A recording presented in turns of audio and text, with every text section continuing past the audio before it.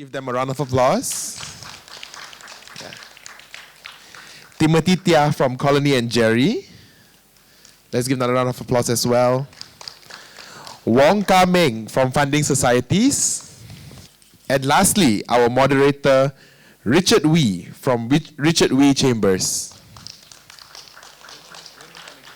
No, Raymond can't make it. Can you hear me? Okay, good evening. First things first, I want to ask all of you to applaud yourself that you managed to stay on for so many hours to listen to so many people talking. So congratulations. Yeah, it's very tiring. Well done. And I think we deserve, BEAMSTART deserve a big applause for running such a acute and focused conference in just a few hours. I think there's easily about 300-400 people here. So well done to BEAMSTART. Thank you. Thank you for having the four of us. Too bad we are missing Raymond. Raymond is supposed to be here today. This is how I intend to run the format. I'm Richard Wee. I think I'm the rare lawyer here. Lawyers are the perfect people to be the moderators because we always talk a lot. So Kenneth told me to just try to manage the event as well as possible. So Kenneth, I promise I won't be over talking lah. What we have here today is we have three very successful gentlemen in their own way. We have Timothy, we have Venon, and of course we have Meng. Right? What I intend to do is to invite every gentleman to say a few words about themselves. Some of you probably know who they are already, but no harm for record purposes. Let us hear what they have been doing. I think each of them have their own interesting story to share. And then we'll tackle the topic, which is about building a legacy. Very interesting topic. We've seen many startups developing into a unicorn, growing big. Unfortunately, some startups will fall along the way, but most of the founders will reinvent themselves and start again. And then eventually, most of us aspire to be an IPO, go on IPO, building an enduring company. And with the right package, we don't mind exiting. That's how usually we notice about startups. So that's the topic that was given to us. Gentlemen, ready? So to start off, can I first invite our coffee man? Can I have Venon, who's leading a very entrepreneurial coffee joint. When Zeus first started, I thought you were just a coffee joint. Then I realized you're actually a data company collecting all our data about coffee. And they're doing very well. And I would like to first introduce Venon Tian. All yours, Venon. Thanks so much for having me today. I'm Venon. I'm the CEO of Zeus Coffee. So personally, I'm actually a law grad, so I didn't know how to make coffee prior to this. And after graduating, I actually went on to work in retail for a bit, and then was in e-commerce, then started my laundry business, like proper laundry business, not money laundering. So I actually learned how to wash clothes, run retail business from there, and then eventually was actually called in by a good friend of mine. So this good friend of mine used to run a very successful e-commerce beauty startup as well. So he exited and started Zeus. Yeah, so he's actually the founder and the brains behind it. I'm very much the executor, or I always call myself the busybody guy. Yeah, so 4.5 years, fast forward from when we first started, we currently, as of today, I think we have about 446 stores. We're the largest coffee chain in Malaysia. This year itself is not so much of just growing stores, but also turning Zeus in a more holistic brand and turning ourselves into a coffee brand, right? That's in terms of Malaysia. We also have operations in Philippines. I think as of today, we've got about 13 stores. Well done. And moving into other countries as well. What motivates me on a day-to-day is really seeing that we were able to get through the entire pandemic, creating a lot of jobs, which is the toughest times that we had to go through. And again, acquiring great talents for the business itself. But yeah, like you mentioned earlier, we're not so much of a coffee company per se. We always see ourselves as an e-commerce business. Of course, coffee is just one of the products. And we do collect quite a fair bit of data. And that's what makes us different from most of the F&B players. But again, I think we're very, very fortunate because we are slightly more familiar in terms of e-commerce and data, and then how do we retain customers and all. So yeah. Yep. Thanks, Venon. So there you have, ladies and gentlemen, the first speaker. Today's topic is really not just about building a legacy. Actually, it's about a story. The four of us here, we're going to tell a story. And I want you to be part of the story. So there's the beginning of the story. And later on, at the tail end of this, I want you to wrap up the story by, giving your views on maybe your personal experience, if you have some questions. Hopefully we have time. So, fantastic. Well done. Being a Malaysian, I know there's some Singaporeans here, so sorry. Being a Malaysian, I'm very proud that Zeus is a Malaysian-made company. I hope. Some people say it's from Philippines. They say, no, it's a Malaysian-made company. I'm very proud of that. So keep it up. For the record, I drink Zeus all the time. And in my e-wallet in Zeus, I think I have about 70 ringgit left.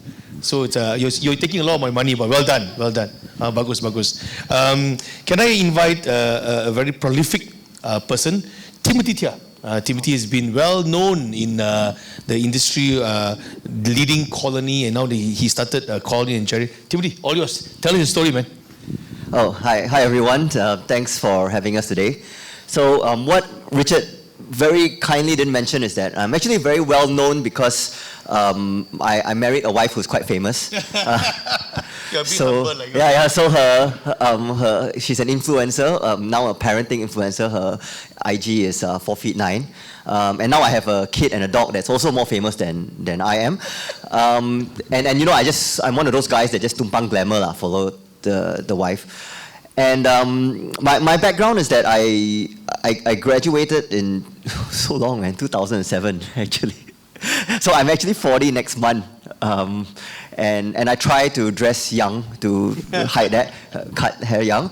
But when I graduated, my first venture was a company called Nafnang. It was back then the first. You are from Nafnang. Yeah. Oh my God, I was using Nafnang services. Yeah. So it was a company called Nafnang, and then started with blogs. Then eventually it does all the influencer work. And it also owns digital agencies and stuff like that all in the background. So in 2015, we did the typical expected entrepreneur thing to do an IPO. In the ASX.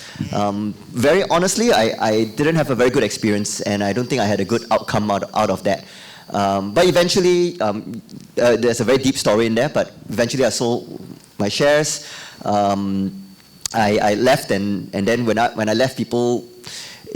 Some investors asked me, hey, what is it that you are starting next? And we'll invest in it, right?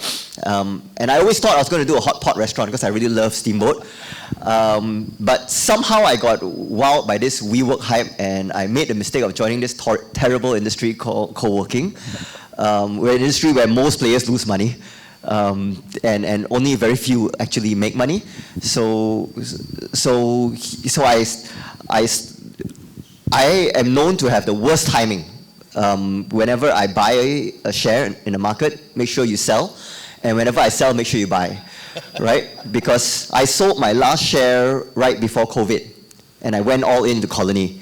And Nafnang was a COVID beneficiary. It was in digital media influencers. During lockdown, it boomed, right? Share price went up through the roof. It was really mad, right? Really, really mad. I think I would have, if I didn't sell, I would have made another 100 million or something like that, but that's how big that gap was, right? But sadly, I don't have that. And instead, I started Colony, which was in co-working and events. The exact two things that nobody needs during COVID lockdowns: office and event spaces. So we really struggled. I always looked on with envy with my friends who are e-commerce or Zeus and all that, who were doing so well during COVID. And I still remember then our investors were telling me, don't worry, Tim, once this is over, you'll come back stronger if you still stay alive. And right? And they tell me that, and I say, yeah, I know it makes sense in theory, but I just can't see it because every 3 months, the government will say, MCO, extend. And even though after it's open, it allows F&B, but event spaces are still banned. And we sit on a lot of event spaces. So I just couldn't see it. But they turned out to be right. It's been 3 years since the lockdown was lifted, and the past 3 years has been really kind to us. It's been really kind to us. And yeah, and we're still fortunate to be, I think we're marginally one of the larger, okay, marginally maybe the top player, but at least in the top 3 right now in the country. Yeah, and that's what I do. Thank you. I hope your story continues doing well. When I tell you what about the hot pot business, we'll take it offline and we'll discuss later. I want to do hot pot, so now that's the hottest thing. Yeah. So, but well done, Timothy. I mean, let's be frank. Like, doing business is never easy, right? It's always a risk. You'll never know what's going to happen tomorrow. Now, who would have thought at the beginning of 2020, when most of us are the wasn't 2020 generation, thinking that finally we're in the year 2020, and the whole of 2020 we're all wearing masks. So you never know what's going to happen. And don't worry, you're not the oldest here. I'm 51 years old. So way older. No, I think I'm probably one of the oldest guys in the hall. So what to do? But well done, Tim. Now the next person is a very important person. He's the money person. So coming, I really want to hear your story. How you develop funding societies, how you came about. Perhaps you will share with us your ideas on moving forward before we deep dive into our Q&A after this. All yours, Mr. Moneyman. Good afternoon, everyone, and thanks for having me today. First, to manage expectations about the Moneyman comment, we are like sort of scratching the surface, needle and haystack sort of situation, right? So just to put it out there first. But I think maybe just a quick introduction about the company and my journey. So we started the business back in 2015 in Singapore. And then we went into Malaysia in 2016, or 2016 Indonesia, 2017 Malaysia, and then more recently into Vietnam and Thailand. So I joined them, I was probably employee number 31 at that point in time to build up the Malaysian business. And I oversee Malaysia, Singapore, Thailand, and data and marketing. So before funding societies, I was with a strategy consulting firm, focusing primarily on retail and SME banking. So I was working across the region. So I think as part of that work, we sort of saw the opportunity for serving micro and small businesses through financial services better. Because generally speaking, they are nowhere as homogenized as a personal proposition like retail consumer, but they are neither as big as, let's say, a big corporate or commercial company. So it's not really worth the effort or cost for a bank to serve them in a very in a heterogeneous. Correct. So basically, like someone who sells fish versus someone who sells Tiah, you can't really customize for them because of the cost that's involved. So it's always a busy middle, and that's why, as part of my role, then basically saw the opportunity. And I think how I sort of jumped into the scene was a combination of a right time, right industry, right place, and right team. So I think it was those confluence of factors that gave me sort of like the confidence. And all these are in hindsight, yeah. So probably at a point in time, probably more ignorant than otherwise. It's like, okay, it's a bunch of cool guys, let's just try to do something together. So that was back in 2016, and then built up the business. Never know. Yeah. Still working very hard, still a lot of hours, unlike Timothy and Venon. But yeah, so that was the story. But I think just maybe a bit of the company. So some of you here might know it as a sort of P2P financing platform when we first started off. But the business is actually fairly diversified. So we started off with financing, but we have also expanded into cards, corporate cards, specifically for businesses, as well as payments. So payments-wise, it allows SMEs to make and receive payments through digital means, including cards, especially areas whereby traditionally you couldn't. So for example, making salary, rental, inventory payments through their cards. So, and these cards could be an FS card, or it could be any kind of commercial card from a bank. So that's what we do. So the vision is for the company is really to provide a cash flow management platform for small businesses and larger businesses to manage their cash flows, whether through financing or payments. Yep. Cool. Well, it's an interesting thing like we're doing. Micro loans. Actually, micro loans have been around for a long time. I call you guys a micro loan. I remembered when 15 years ago when I was doing some legal services for some these loan matters, and the government was giving microloans to farmers up north in Kedah, Kelantan. You know, very small loans and to manage the farm and all that. I was quite enchanted with the whole process, but it worked. Yeah. It worked. That's the point. It worked. The farm in Kedah and Kelantan were working very well. Yep. So. Yeah, I mean, talking about agriculture is one of the strategic priorities for us as well. So we were quite grateful to be supported by Khazanah through the Dana Impact Fund. So one of the things there that we're focusing on as part of our commitments is really to support certain strategic areas, agriculture being one of them. Yeah. Cool, man. Go. All right, what a good story, three of you. Really interesting. Someone from three differing areas of I would say, the ecosystem, but yet somehow related and connected. Don't you think so? All three of you? Okay, let's deep dive into this question. And then Kenneth, our organizer, has given me some pretty tough topics to handle. So this Kenneth is terrible. He wants to make sure that he gets the full time of our night here. He doesn't want to give us free dinner.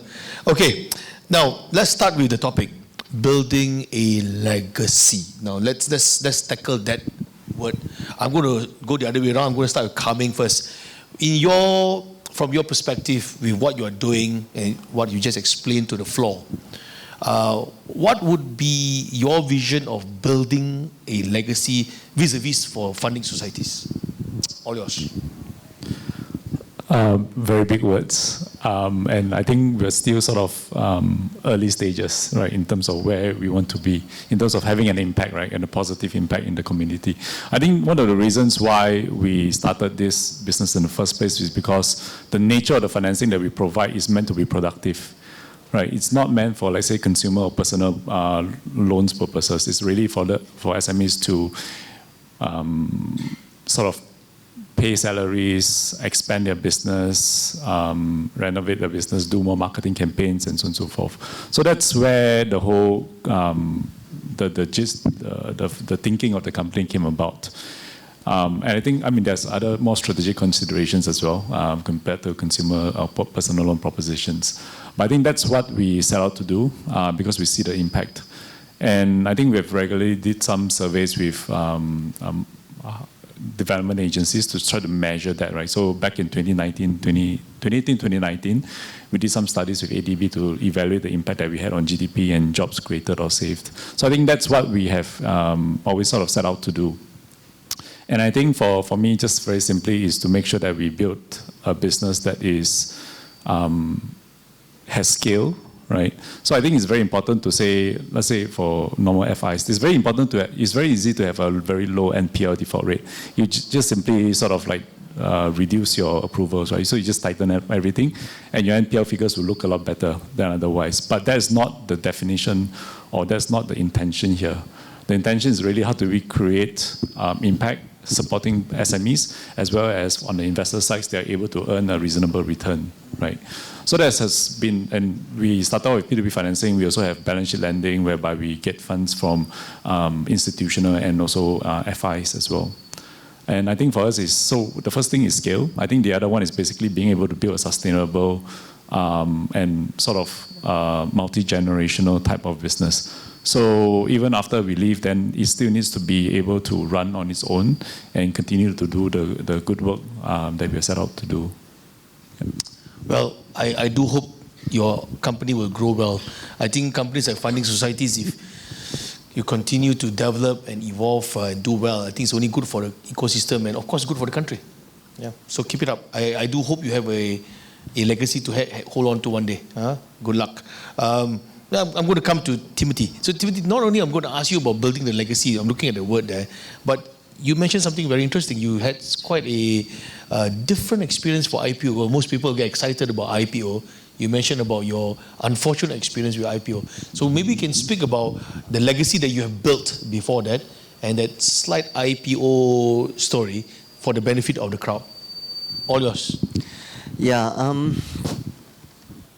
I think that when we went for an IPO in 2015, I think we were just thinking about it from a point of view where this is just the evolution of an entrepreneur. You build a business and then you want to eventually exit or IPO, and then you'll be a successful entrepreneur.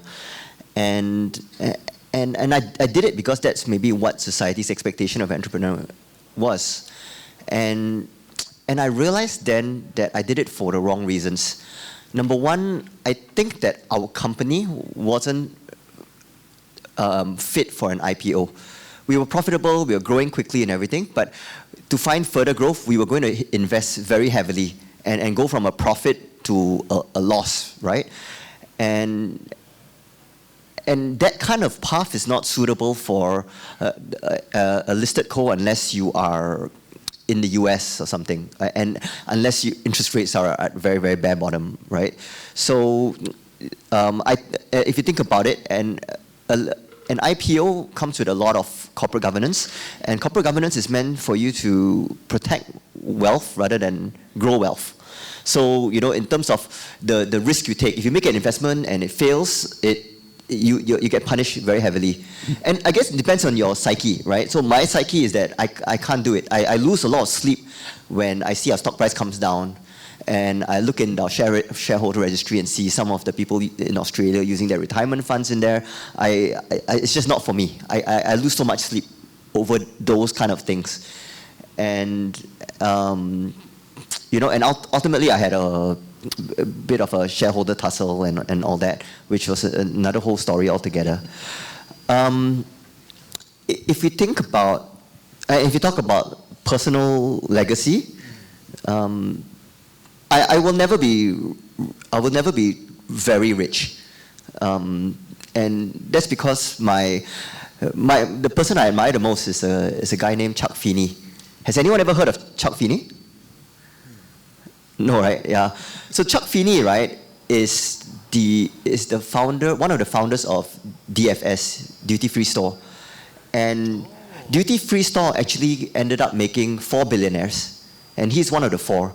But he is far long stopped being a billionaire because he has anonymously given away in his lifetime $6 billion in cash, endowments and all that. So I realized that.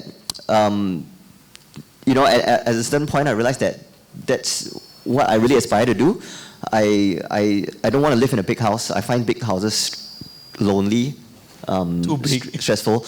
I don't like watches and everything. Actually, I've sold most of my watches. When I was in my 20s, I did the typical thing, right? Crypto bro thing today. Now I just wear the cheapest Apple Watch, and I really mean the cheapest version. My shoes are supposedly easy, but they cost 180 ringgit on Lazada, so I'm not sure if they're genuine. But I don't, right? So, and I drive a Tesla now, which now makes me feel like I don't want to drive any other car but a Tesla. So, I realized that.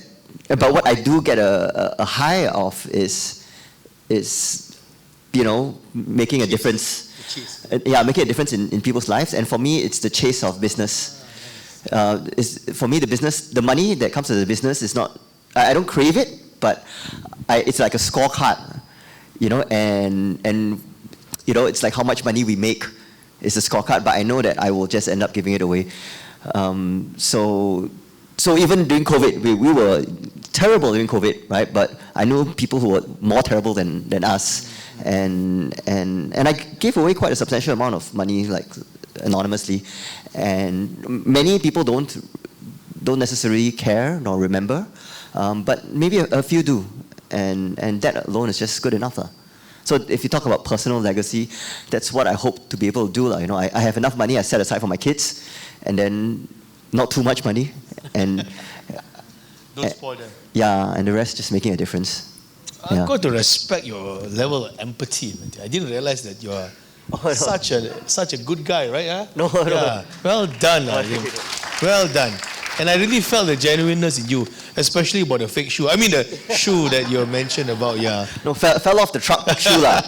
Yeah. Well, I bought mine from Clark's. I hope it's the correct spelling. It could be CLAK or something like that. Yeah. Well, thank you. Well done. What a sharing. That was a fantastic sharing. Now you're putting a lot of pressure on Venon to talk about. Oh no, sorry. Yeah. So before I go to Venon, what a story, right? From an entrepreneur. And that's what about? It's about legacy. We do this. Of course, let's be frank. We all work for money. Nobody works for love and sunshine. But surely, not everything is about money, right? I mean, that's what, personally, I can relate to that. That it's not really all about money. We would like to have a legacy in some way. So well done, Tim. Bagus lah you. Banyak bagus. Bagus. Yeah, well done. I'm very proud of you. Yeah. So coming to Venon, a lot of pressure now. Yeah. You have one of the fastest, your company is one of the fastest growing coffee company in Malaysia, and I dare say in the world. I have not seen a company grow that fast. And I'm a coffee lover. When Starbucks and Coffee Bean first came to Malaysia, and there was this company called Dome, and I thought Dome was going to give them a fight, but Dome was doomed lah. Just that small group there. But Starbucks continued growing and growing and growing. And then came this company called Zeus. Boom. Initially, I thought you were just one innocuous store in Atria. Then I saw you in Jaya. I saw you in Wong, and I realized this is not going to stop. You know. So, what are you going to do with the company? Well, you and your founders, then let's travel to the future. Let's go into that car with Michael J. Fox and travel to the future for a while. Everyone knows how old I am. Back to the future. And tell me in the next 5 to 10 years, what kind of legacy Zeus is going to leave behind? All yours. Very thankful that you asked me this question and not what our logo stands for. I know that. I saw that logo question. Oh, what a silly issue. But never mind. Let's move from there. Yeah, I mean, like what you pointed out rightly, right? I mean, most people run businesses because they want to make money, right? And I mean, I did law and didn't want to end up sitting behind the desk and then, and count how much money am I going to make every hour, right? But more on how much money the stores can make for us every hour. And that's the whole idea of how we started the business, finding the gap in the market. And then if you asked me this question 2 years back, right, definitely chasing after profits. Yeah, and I think very, very fortunate again that we went down the path of wanting profit rather than chasing after valuation. And I think that was like the best decision that we made.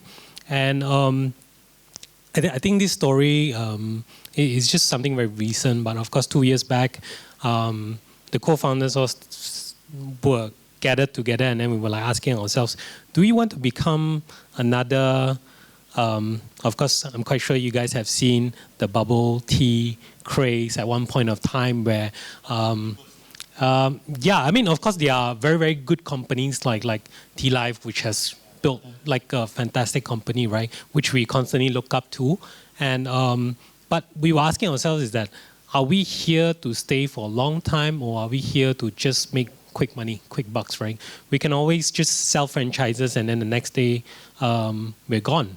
Right, then we told ourselves that, hey, let's, I don't know if this is the right platform to say, but we've got a very, very bold vision, which is to crush someone. And then we added humbly at the back because, but the whole idea of that vision was very much looking up to someone and say that, hey, I want to be that person or I want to be that company. And there's just so many things that we could learn from them. And I'm actually referring to a very, the global chain that most people will recognize. And and really chasing after that, right, and say that, hey, we want to be better than them. Maybe in our home country first, then eventually to Southeast Asia, and then maybe taking a Malaysian brand global, who knows. And why not? Why not, yeah. Yeah. And, why must we always import brands from foreign countries? We can export our brands. Yeah. So that's what drives us. And then recently I went to Saudi. That was my first time landing in Riyadh and thought that I was in the wrong country, right? Because it was like sand all over, but it was fantastic. Everyone was like holding a cup of coffee and I was like, oh, this is like great opportunity. Maybe we should bring what we've built into Saudi and show them how fun coffee can be, right? Then after I left Saudi, I was in UAE. Went to Dubai Mall. Of course, that's like the place where everyone goes to. Walked out to the entrance. We found Tim Hortons. Yep. It was so strategically placed at the entrance where once you walked out, you can actually see Burj Khalifa. That was the moment that Ian and myself was there. Ian is our CEO. And then we were like, hey, how nice if, let's say, we actually get this spot. We have Zeus here. And every time when we visit this country, we get to see Burj Khalifa from our store, right? And that was that point of time where we told ourselves that we're here to stay for a longer time, to really build that legacy whereby, hey, there is this global coffee chain from Malaysia, not from the States, not from Canada, but from Malaysia. I studied in the UK and most people don't know where Malaysia is. I always have to tell lie and say that I'm from Singapore. Yeah. But yeah, I can finally tell people that, hey, I'm from Malaysia. This is the brand that I've built. My store is just right in front of Burj Khalifa. And that's the best feeling an entrepreneur can feel, right? Of course, it has to be profitable and not just burning money and whatnot. But yeah, that was that moment.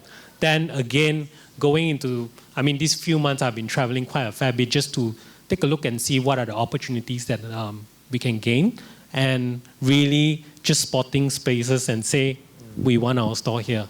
And so 10 years down the road, hopefully we'll be able to get that spot Tim Hortons has. If not, then maybe the one in Five Guys. Maybe earlier, yeah. or maybe just build a kiosk right outside their entrance specifically for us. Block the view. Yeah, that's how we see. In terms of building the brand, of course, then as an entrepreneur, then a lot of times we are asked, like, what's your exit plan? What's your IPO? I think that's very much secondary, I would say. Of course, Timothy pointed out in terms of IPO and whatnot, a lot of times it's like, hey, how can I be that, or how can I be labeled as a successful entrepreneur, right? Every time it's about exit or IPO. Yeah. So for us itself, of course, we hope that one day we'll be able to IPO as well. But that's very much just a checkpoint, and just to say that, hey, we've been there, but we've got a longer distance to go. Something It's probably just your half marathon checkpoint. You've got your banana and your apple and whatnot, and you continue running. Yeah. Excellent. Go and have coffee now, guys. Yeah. So when you think coffee, think Zeus Coffee, right? Yeah. But I'll say this about what you just mentioned. I think legacies is not just about building things and having more outlets, like you say. It's actually putting things in perspective, planning for the future. And actually, I don't think, maybe you don't realize it yet, but at this very second as we're doing, I think you're already building a legacy. Yeah, Zeus is already in the process of building a legacy. I think many years from now, when we look back and we remember this conference, and we will say, Venon said that, and at that time you had XYZ amount of outlet. Maybe 3 years' time, you will have your first outlet in New York. I would love to have Coffee Zeus at New York. Looking forward. Yeah? I'll invite you. Yeah. Well, I'll definitely be there. Then, so not bad, huh? The stories, huh? Very good, huh? Not bad. Huh? Can write movie, or should get somebody from a movie people here should make a story about all this. Very good. Now, moving on, our topic that was presented to us also talk about exits and building an enduring company. I'll leave exits later because I'm so interested to hear more of your story moving forward. Now, because the theme of this conference revolves around artificial intelligence, which seems to be the favorite word nowadays. Like the other day, one of my business partner had a conversation with a group of law students who came to us and asked us about AI and the law. So my partner was talking about the movie called Terminator, and none of the students knows what he's talking about. So I wonder if anybody of you know what is Skynet. There are some of you Skynet, right? Yeah. So I think if anybody watched the movie and saw the power of Skynet, of course we know it's fictitious. You may not like AI so much. Yeah. But this topic, AI, I'll go back to you, Venon. Since Zeus Coffee is heavily revolving around technology, your business, other than your outlet, your physical outlet, your analog outlet, let's call it the analog outlet, but you also live in the digital world.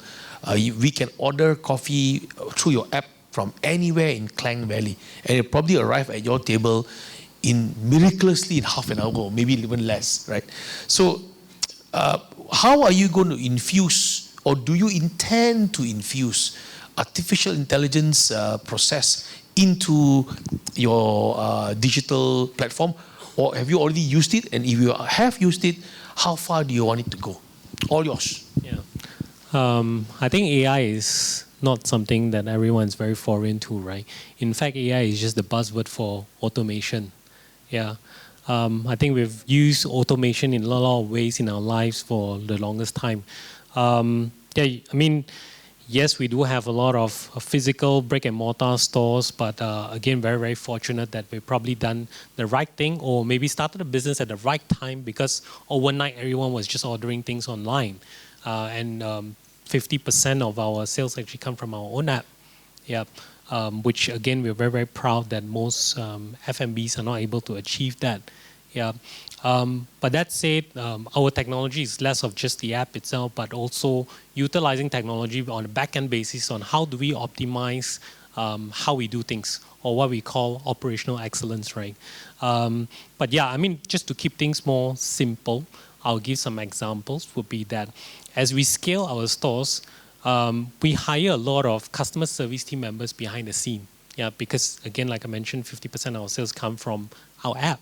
Yeah, so there's a lot of transactions transacted through the app, and whenever there's a problem, you can't get to the barista, and you will have to, file a complaint and whatnot. So as we scale, we have to hire more people to help us to run things behind the scene. Yep, and we realized that that is not one way to scale, right? Because as you grow, how many more customer service team members can we hire? How many can we train them? Maybe they had an argument with a boyfriend, or maybe they didn't have a good day, or they didn't have good hair or whatnot, and the way they treat the customer may be different as well, right? And it varies. So there's no consistency in terms of customer servicing. So on our end, we are actually implementing, of course, chatbots to help us to automate a lot more responses to our customers, and focus more on the more crucial kind of complaints or feedbacks, just so that it becomes much more qualitative rather than focusing on the quantity. Because what we realize that a lot of times our customer service team members focus a lot on responding quickly, solving a problem, but actually not solving the problem. It's just that, by the way, you got a problem, I'll give you a 50% voucher, I'll give you a refund, that's about it. But that's not the essence of customer servicing, right? And people still, as much as they are transacting digitally, they still want that experience that they used to get in store, which is, if I have a problem now and say that, hey, my drink is not good, you will go to the barista and say that, hey, can you change my drink? And you still want that kind of experience, but how do we, as an organization, translate that via digital? Yeah, so utilizing AI to help us to solve that. Another real life thing which we are doing is that as we scale, because we have a lot of store auditors, or we call them QA team members, quality assurance team members, that goes to store to score our outlets. Yeah, so they have like a whole list of checklists to see whether the baristas are doing right, whether are they following SOPs, did they vacuum the floor, did they do their pest controls and whatnot. But as we scale, like I mentioned, now we've got 400 over stores, we've got about 15 to 18 team members. Does that mean that when I scale to 900 outlets then, or 1,000 outlets, then I have to double the size? Because these are all very location based, you have to go to all these locations, right? So then the biggest question is that, then my auditor's day-to-day job is just going to the stores and just scoring. It's very boring, right? There's no career growth. Yeah, I mean, no offense, but I mean, we're trying very, very hard to automate all of these processes just so that they can do much more meaningful work. Yeah, and what we're investing is really on our CCTVs to be able to flag us whenever there are issues in store. So it's less of going to the store to score them based on whether have they done something right or not, but at that point of time when something is wrong, straight away trigger the stores, and we can fix it immediately.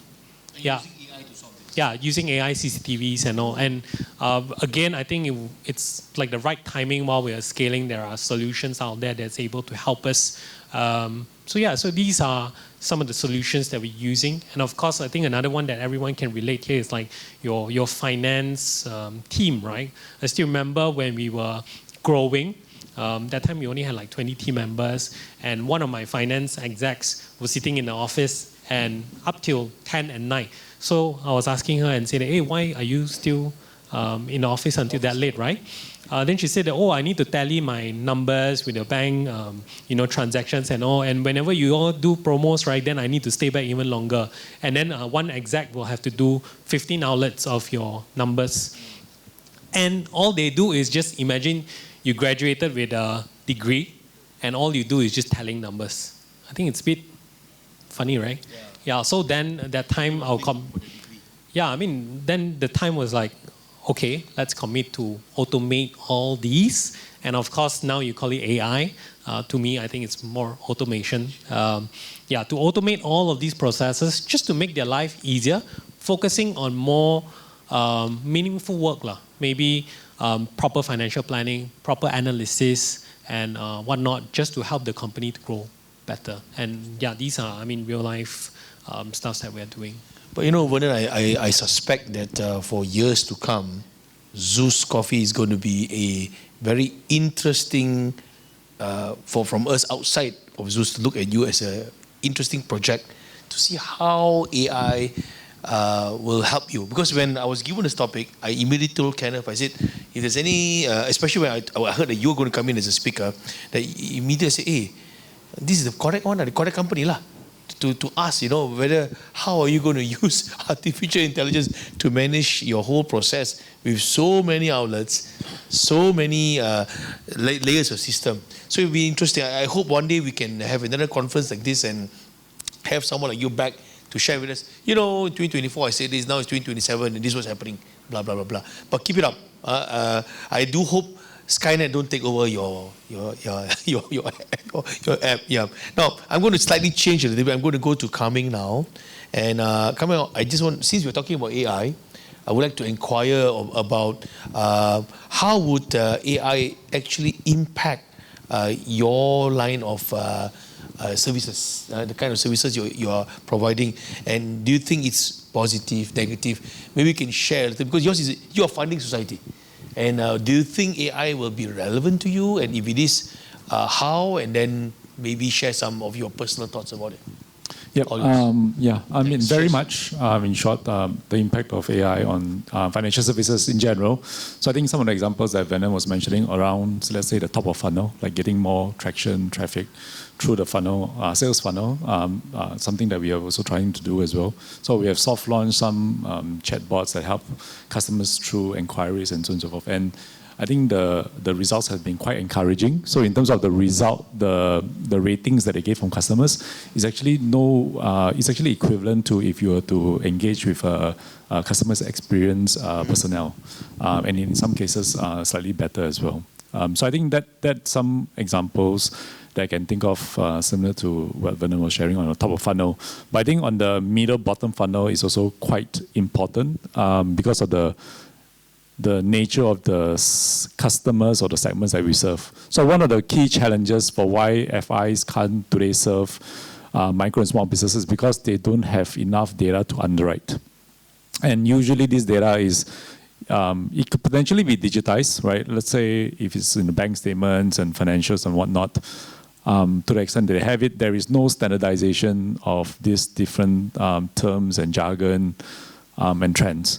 So what happens is then, from an AI perspective, they are able to draw more insights and be able to make more sense out of the information, then present itself either through more automated decisioning as well as through providing the key insights for the credit underwriters to more efficiently assess an application. Right, so I think that's one of the key challenges when it comes to serving this segment, and I think AI has definitely been one of the key enablers to refine the process. Correct, enabling the automation, because automation is fairly straightforward. You just need to codify. You say if A then B, but the question is that can you understand what is A and B, right? So let's say if you have 100 or thousands of transactions in your bank statements, what is it actually telling you from the description? So with AI, you can actually make a good guess in terms of what the transaction is for. And then your rules goes on top of that, and then basically says, oh, X amount of transactions is because of so-and-so reasons. And that helps us to make the necessary credit decisioning, and hence be able to make this, make financing a lot more available to the micro and small businesses. I got to say, coming at the end of the day, in your kind of line of services, that the human touch is still very relevant. That you still need a person to read the data and decide, isn't it? No matter how much we use artificial intelligence in your business. Yeah, so it allows us to create more insights. So let's say if someone, and SMEs has a lot of bank statements, so it could be hundreds of pages, right? So if you get a credit underwriter to look through hundreds of pages of bank statements, they probably get lost in the details. Right.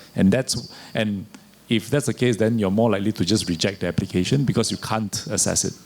Yeah. So therefore, I can say that for your kind of business, artificial intelligence will refine the way you do business, but won't define the way you do business. Because your definition is still very much led by a person. Right? Whereas the whole process is now being refined and make things faster, sharper, quicker. Am I safe to say that? It does enable us to automate things more end-to-end for certain segments rather than relying on a person. So basically, we may not need to go through every single application, for instance, or every single document, but maybe you can do sampling or the checks and whatnot from a risk-based perspective. Yeah. I see. All right. But what about the final say? Whether I'm still thinking traditional way when it comes to bank loans, there's always that one final approval. So the approval process will be done by a person, isn't it? Am I right to say that? Depends. So right now there's still some final checks depending on ticket size and whatnot because you want to be sure. So we do have those checks and balances here and there. Yep. Excellent. Well, I really hope these AI things work. Yeah, because it can be a bit scary sometimes. But thanks for that coming. Much appreciated. Moving to you, Tim. Your area of services, the business that you're in, deals with co-working space, dealing with getting people coming together, working in one particular place, in a way sharing costs, getting immediate network, and therefore it attracts a lot of people who do privateers, the gig community, the one-man show or one-woman show. Now, the trend is growing. We can see that, especially since COVID is slowly now going behind us, nobody's wearing masks nowadays, or less people wearing masks nowadays. It is very obvious that the co-working space is back in action. Recently, I had the opportunity to visit Singapore and visited WeWork, and it looked like a night market. I went in, I said, oh my God, the whole place is full. So moving forward, my questions to you is that would you like to comment about this current trend of gigs and the singular business entity coming to work with you, working at your place? And the next question I would like to ask is, how do you see the future of co-working space shaping up, and what are the opportunities ahead? So it's not really about AI, because your kind of business don't really need AI per se. Yeah, so I guess their co-working has evolved where freelancers, gig workers and all that is maybe less than 1% of our revenues today. Our largest client is like Hasem, which have 650 people with us. Companies like FIFA, ByteDance, they are big corporates that take up spaces within our space. Co-working, and I'm serious, right? I was really cheated into going to the business. I was fooled. I was duped into it. And I always tell people this, right? Why? It's because I saw WeWork was doing so well. Then I went to Singapore, and I saw every co-working space was full of people. So I did what any other inspiring entrepreneur will do. We take a back of the envelope calculation. This is their rent. This is how much they will make based on how many seats. And I'll be like, wow, these guys are churning out cash flow like nobody's business, right? Funny story, I came back and did a business. 2 years later, I pull out the ACRA, which is the SSM of those same spaces that I visited. Some of them half of them had died already. The other half were losing a lot of money. And then it hit me. It was entirely bullshit, because they all looked full, but none of them were selling at the prices that they published because it couldn't hold their prices because there was a lot of competition. So the average selling prices were much lower, and as a result, they just couldn't make the return on investment. We were lucky, just pure luck. We just really pure luck. We decided not to go the WeWork route. Our goal was to change the experience of the office, right? So we went for spaces that looked, if you've been to a Colony or you can Google Colony, it's spaces that look like the St. Regis of co-working spaces. So we attracted a lot of the corporates. We had a very clear differentiating factor, so we could hold our rates a lot better than anyone else. And then also we did the same thing for event spaces, right? We went to see one of our clients, and they said, yeah, Colony spaces, your event space is too expensive, we went for Park Royal, it's much cheaper. And I said, yeah, you're right, we are really expensive. We're not for everybody, right? And we were lucky, and we were lucky not on that, we were also lucky because we were started in Malaysia. In Singapore, the landlords have so much power that they up the rent every couple of years or 2-3 years, and that kills your entire profit margin. Malaysia is the only market in the world where the market is weak enough for us to get good landlord deals, but strong enough for us to fill up those spaces as well.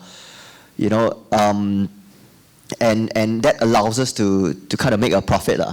But our business is a very slow-moving business. It's not one where one of our competitors, actually Ian invested in one of our competitors, Liang, also a super nice guy, and he always tells me, our business cannot open like Zeus, we open one, cannot get sales one, have to wait for a long time, slowly build up the sales and all that, It's a very slow moving business, and that's why WeWork failed, because they tried to run it like a consumer retail business. You can't do that. It really is a slow-moving business. And of course, sometimes we feel sad because we look at businesses like Zeus, the kind of, forget sales, the kind of EBITDA that Zeus churns out, right, is astronomical. It's really astronomical versus many other public listed companies, even in Malaysia or Singapore even, And for us to get there, it's going to take 10 years to be able to do that, if we're lucky, right? So yeah, I think the future of co-working is not a new business. It's always been Regis, SurfCorp. They do very respectably. Regis, SurfCorp probably makes 150-200 million ringgit in profit a year. Regis makes 800 million profit maybe, but they took 30-40 years to get there. I think I would be on a wheelchair if we ever get there, and I'll be too old to enjoy any of it. But it's fine because, I'm doing it for the journey, more than the end result. Yeah. Well, let's hope you make it. Let's hope you make it. Yeah. Interesting. Right, Timothy always adds some light to his stories. Well, very nice. Yeah.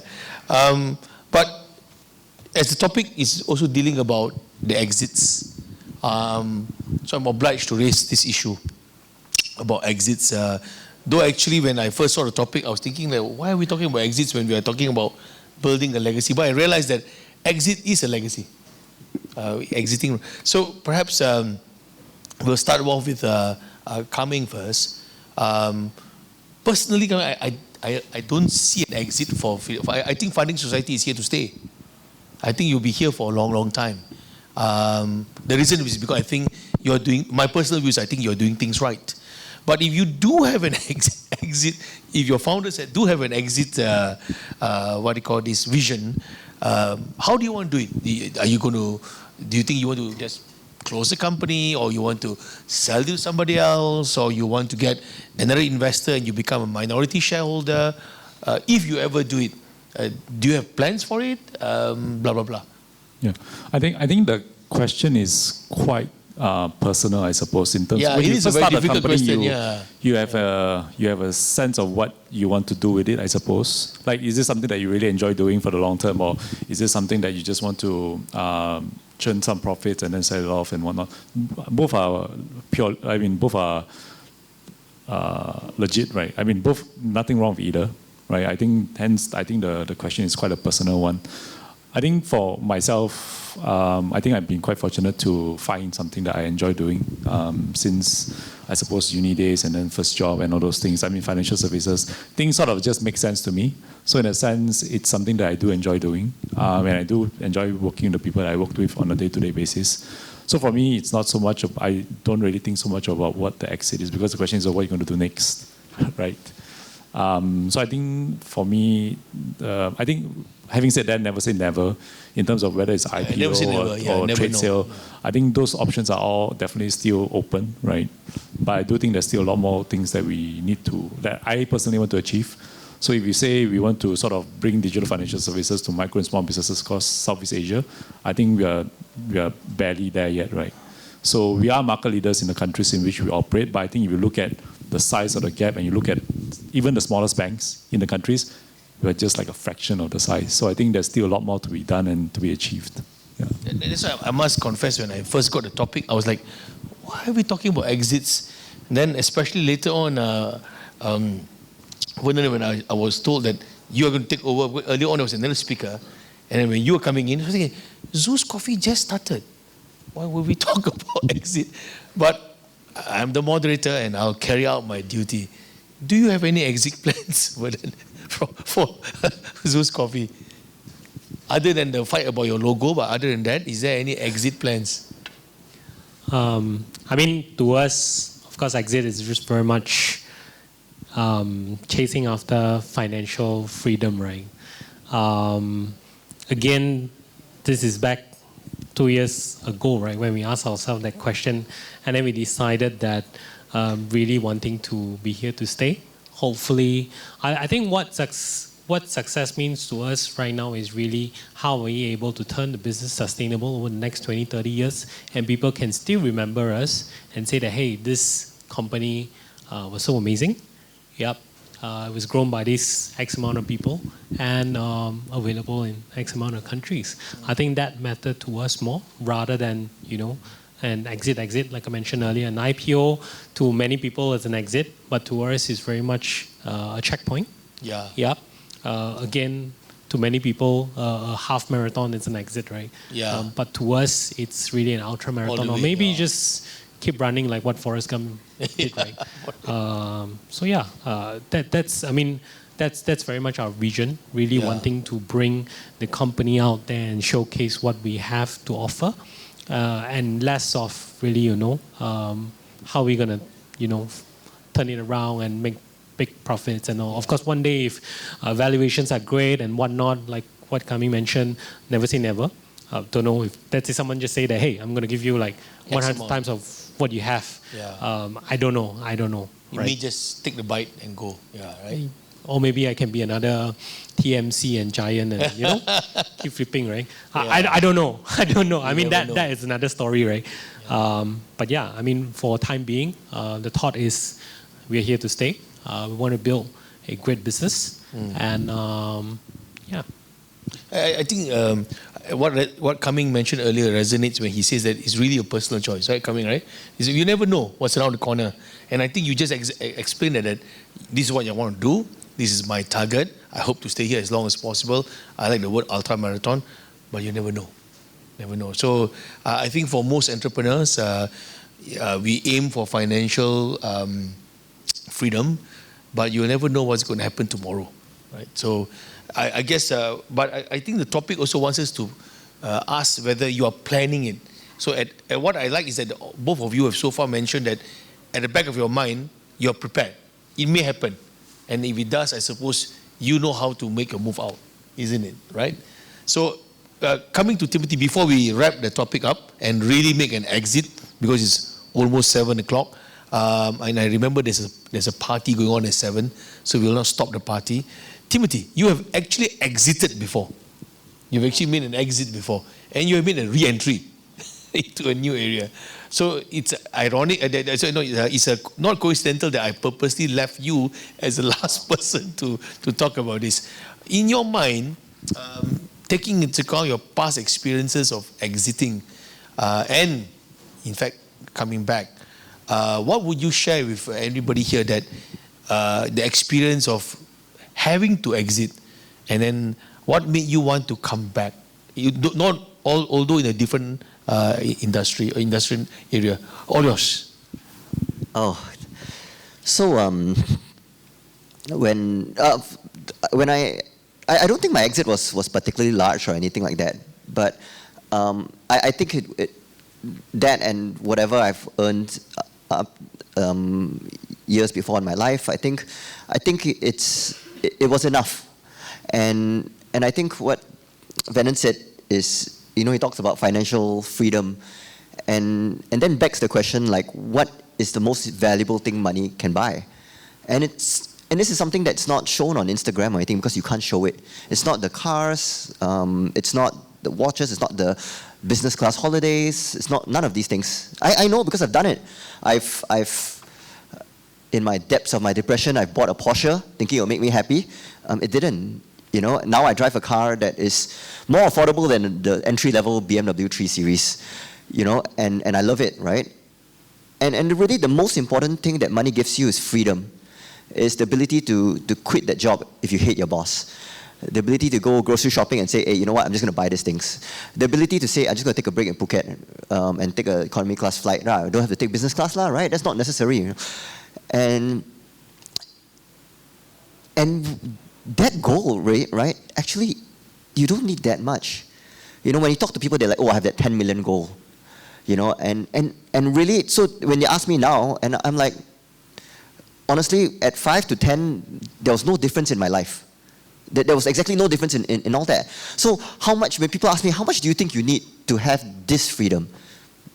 A few million, maybe?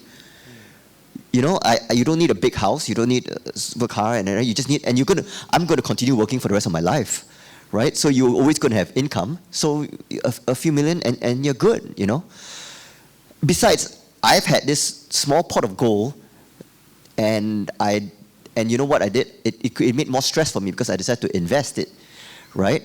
And I'm very good at losing money at investments. Really good. Stock market, okay lah, everybody else lose, right? I buy golf club membership, also can lose money. I buy property. It takes some raw talent to lose money in property, Right? It really takes that. I can lose money in property.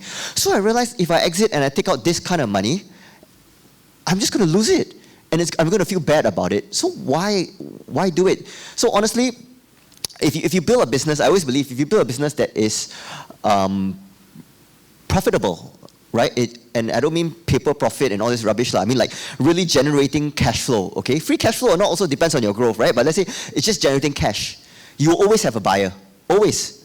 It's just a matter of price, and when it comes to, whether you need to exit when a trade sale or what, you can always get a fund to sell secondary shares, like what Zeus did.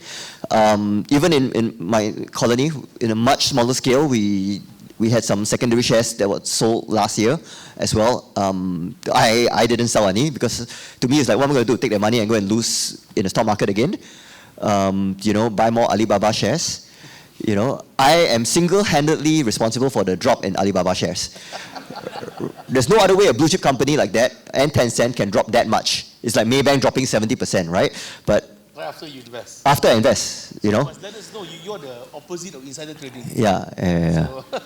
So I'm still holding now. So it's still not safe to buy, because I'm still holding, right? Until I sell, until I give up, right? So really, it's just about that. And like last year we had a potential acquisition, but I didn't think it was interesting. But I always tell my investors, look, okay, if you want to sell, I'll bring the deal to you, and I won't stand in the way of a good deal, my only request to the acquirer is that I genuinely want to stay, because I want to work. And I'm not so sure if I'm that good that I got lucky twice. The first one kind of worked, the second one kind of worked. I don't know if I can get the third one lucky. you know, and So you may not want to exit after all. yeah, I might just stay there and just Stay where you are, right? like chill, you know what I mean? And so, and right now there's another party talking to us to acquire us, right? And even then, I haven't followed up. They're doing due D, and I don't know where they are. I don't care, because I'm just gonna bring it to the board. You guys wanna, okay, let's go lah. You know, if not, then forget it. You know. So, and besides this exit, especially in the tech world, it's a lot of bullshit. You know, it's not real money. Last year we had one offer to buy us out, right? If I accepted it, it's gonna look like we sold for an astronomical amount of money, but I can tell you that most of it is gonna be shares in a private company that's inflated. Tech is completely bullshit. So now whenever I talk to people and they say, oh no, acquire you, I say, hey, shares, don't bother lah. Because we have a cash generating asset, why in shares, you know? But of course, that's not everyone's game. If you take VC money, you have to do it. You have to, right? So fortunately, we are mostly family offices. They're quite kind. I tell them, hey, can I not declare any dividends? Can I just keep reinvesting and plowing everything back to keep growing? And they say okay lah, you know. So I'm quite lucky that I have investors that allow that. Yeah.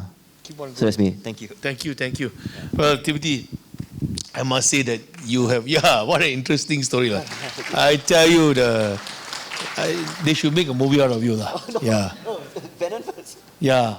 So maybe Colony and Zeus Coffee should combine and make a movie out of this. And then the whole movie is financed by the funding society.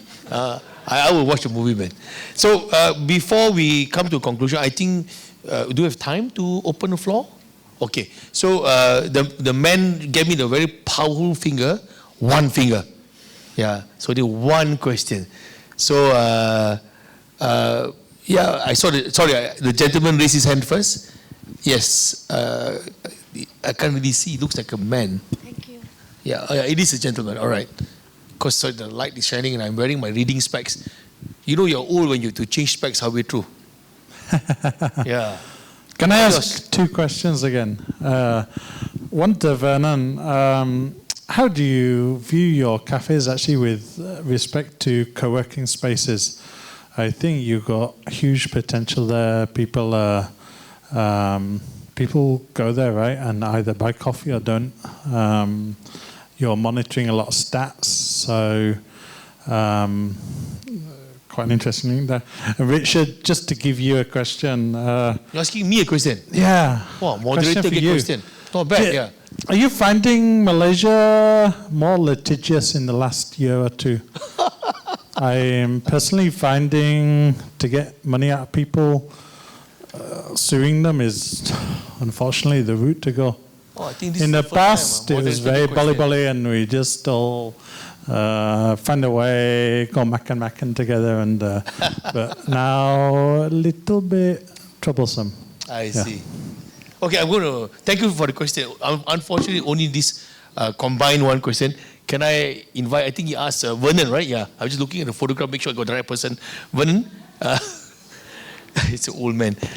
For one moment, I thought Venon was Timothy. So, Venon, yeah, the question was very interesting about you and Timothy working together, isn't it?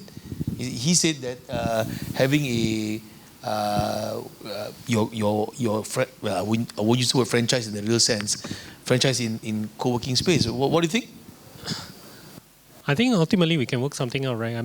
Okay, so to us, having more stores is just making coffee much more accessible. I think I mentioned earlier, we're very much an e-commerce company, right? The more locations we have, the more people will consume coffee. Yeah, so quite sure that we can also work together and have Zeus in Colony. The beginning of the two of you together and with the funder right in the middle. Just nice. Count him, done. Right. Yeah. But again, then the question is to Colony, that is the target segment the right segment? Because what we cater to is more masses, and of course Colony, it's of different crowd, right? Do they drink Zeus? We don't know. Maybe they drink a bit more of the more atas kind of coffee. But yeah, I mean, there's always possibility working together. We are very, very open on partnerships. We've worked with Pepsi and coming up with like flavors. We have open stores in people think that locations won't work. We used to have one of the stores in one of the co-working space, but unfortunately the co-working space shut down. So hopefully we don't have a Zeus in Colony and then, because warning already, team still wants to work, precedent, right? Because team still wants to work, right? So yeah, I mean, we can always explore. Good question though. Thank you very much. Yeah, so as a friend, right, co-working spaces would love to have a Zeus in there. It's bragging rights. But as a friend, we just don't have the footfall for you. So even if you take the larger ones like us, maybe 200-300 people or in one office, 200-300 people are coming into the office is nothing to a retail coffee chain. And that's your only captive audience because you're stuck in an office building somewhere. And sometimes they are separated on different floors. So even our largest one has 650 people going in every day, but they're over 4 floors. So it just,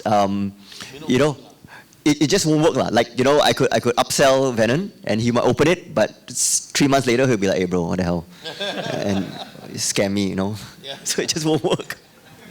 We see a TikTok on Zeus about scams, Well, good question though. I'll respond to your question later, but being a moderator, I want to let my speakers have the limelight first. So we'll close up, but before that, can I please let my colleagues here have their final say? So we'll start off with Timothy. Maybe coming first, okay, coming. Any 30 seconds, like final comment, and literally final because we're going to exit after this and go for partying. All yours coming to wrap up. What is your wrap up for today? Yeah. So I think maybe first and foremost, I think would like to thank everyone for being here. But I think for those who are planning to start a company, I think thank you for the courage and for making the decision. Because I do think if you want to see some kind of change and you can see some kind of massive impact, I think ultimately it's entrepreneurs. I think there will be a lot of folks that might fail along the way. And I think that takes a lot of courage, right? But at the same time also, as an economy, as a community, it can only grow if there is this sort of courageous bunch of entrepreneurs who sort of take that leap.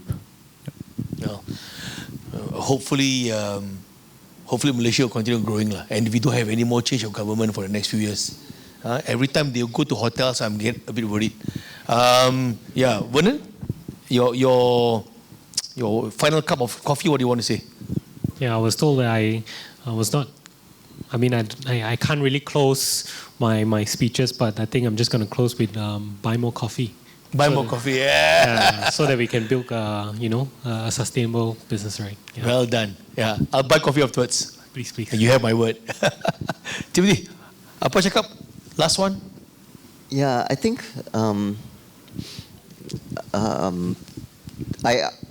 I truly feel very privileged to be here, and I think all of us, the fact that we are here, we're already among the top 1% just in the world that we're able to wear our suits. Okay, not me, right? But wear our suits and all that to come into a nice hotel and to listen to some people talk,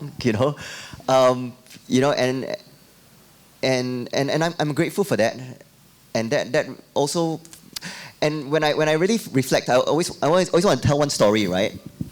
About I'll end with one story, and this happened during MCO.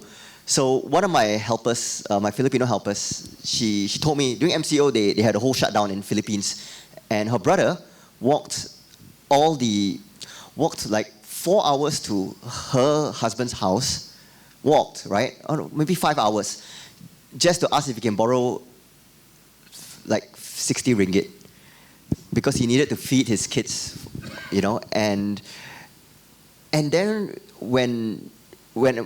after that he gave the money and he walked back. And when I heard about it, I'm like, what the heck? It's just 50 ringgit. I mean, can you call him again? Can I send him 200 ringgit? No, he doesn't have a bank account. There's no way to send, right? Can I call him and Western Union him something, 200 ringgit or something like that, and say, yeah, but he has no phone. We can't reach out to him. So I said, okay, can we get somebody to just pass him some kind of money, right? And eventually it did, right? And it just hit me really that it just really hit me then how lucky we are, all of us here, that we can eat KFC, we can buy Zeus coffee, we can be here, right? And it's really such a blessing. And for that also, I think it's such a blessing to be here in your presence. So thank you, everybody. Thank you, thank you. Let's give the speakers a huge round of applause. And to quickly answer the question, I don't have the data about litigation, but yes, I noticed in recent times, litigation has risen. The reason why I suspect that is because all the judges in the High Court are working long hours to hear cases. I suppose people are more aware of their rights, and they feel that the only way to defend their right is to validate themselves in court. Though many people don't realize, even though I'm a litigation lawyer, former litigation lawyer, I do more corporate now, actually litigation should be the last thing you should do. Always resolve your matter and don't go to court and pay lawyers' fees. Yeah, don't pay lawyers' fees. Pay us for corporate work, not for litigation. Can I share when it comes to litigation one? So on litigation, right, I fought a very public trial, a very public lawsuit in my previous company. And you can Google me and you'll see that thing, right? So it was in Singapore. We're talking about lawyer fees, right? Yeah, Malaysian lawyers really have it rough compared to Singapore lawyers. The fees, I think my fees was something like 400,000-500,000 Sing dollars. The other side's fees after you had to pay hours was something like maybe 700,000-800,000 Sing dollars, right? And it was a lawsuit, right? And I remember that when we fought that lawsuit, I was tempted to just settle it and everything, right? But I decided to just go ahead all the way to trial. So there was offers to settle, arbitration, everything. I said, no, don't need. I don't want to attend. I don't want. Let's just go to trial. And I did it not for myself or not for the person suing me, but I did it because of everyone else. I wanted everyone else to see that if I did something wrong, and I will own up to it, and I will find a way to make amends. But if I didn't, and you're trying to shake me down into a settlement or scare me with legal stuff, then Google me. And you know that I'll go all the way to trial. Don't play. To appeal. Yeah. So I went to trial. A scary experience too, but actually I miss it a little bit because it's quite exhilarating, right? I went to trial, we won. He appealed. I said, come, let's go. I won again, all the way to the final court until there's nothing left to appeal. So now, since then, really, with my team and everything, sometimes we get threats for legal stuff and everything, and I always just say, Google me. And they all back away. Yeah, so I would really recommend everybody, if you ever get sued, go to trial just once. So you can tell everybody, Google me. That's the best advertisement. Yeah. Thank you. I have two members of the bar here, Ravin and Vince. I think that was the best advertisement for lawyers. Yeah. Can I hand over the mic? Thank you. Enough about lawyers. Really, it's about these three speakers. Again, big round of applause for them. Well done. Terima kasih. Let's go partying.